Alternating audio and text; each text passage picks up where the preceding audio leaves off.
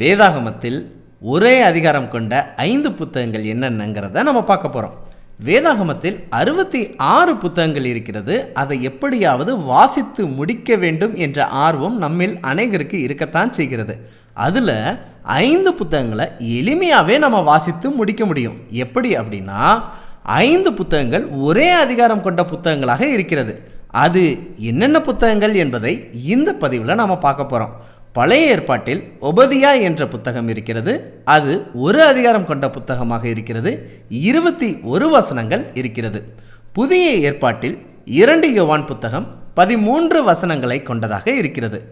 3 யோவான் புத்தகம் 14 வசனங்களை கொண்டதாக இருக்கிறது. யூதா புத்தகம் 25 வசனங்கள் கொண்டதாக இருக்கிறது.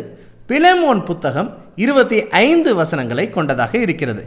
இப்படியாக இந்த 5 புத்தகங்களில் உள்ள ஒட்டுமொத்த வசனங்களையும் நம்ம கூட்டினா 98 வசனங்கள் தான் வரும்.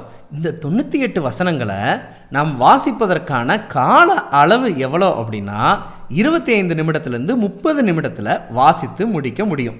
எப்படி நான் இதை சொல்கிறேன் அப்படின்னா, ஆடியோ பைபிளில் இந்த ஒவ்வொரு புத்தகத்துக்கும் எடுத்துக்கொண்ட நிமிடத்தை நான் கூட்டி தான் 25 நிமிடத்துலேருந்து 30 நிமிடம் தான் ஆகுங்கிறத நான் சொல்கிறேன்.